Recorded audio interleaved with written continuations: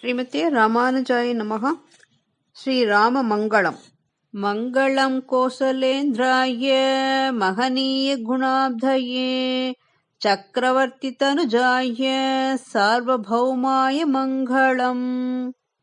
वेदवेदान्तवेद्याय मेघश्यामलमूर्तये पुंसां मोहनरूपाय पुण्यश्लोकाय मङ्गलम्।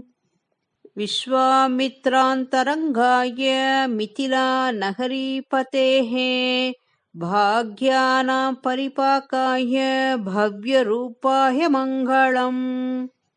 पितृभक्ताय सततं भ्रातृभिः सह सीतया नन्दिताखिललोकाय रामभद्राय मङ्गलम्।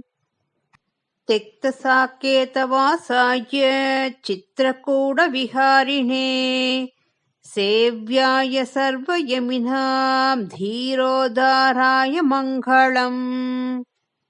सौमित्रिणा च जानक्या चापबाणासितारिणे संसेव्या सदा भक्त्या स्वामिने मम मङ्गलम्।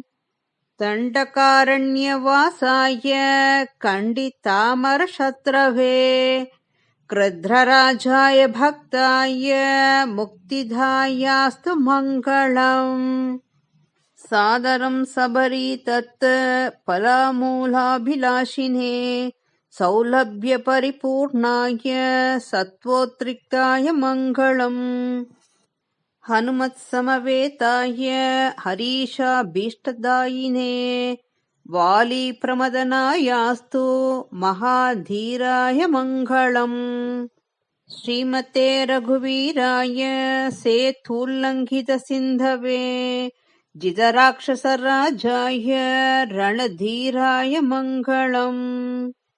आसाद्य नगरीं दिव्यामभिषिक्ताय सीतया राजातिराजराजाय रामभद्राय मङ्गलम्। मङ्गलाशासनपरैर्मदाचार्यपुरोगमैः सर्वैश्च पूर्वैराचार्यैः सत्कृतायास्तु मङ्गलम्।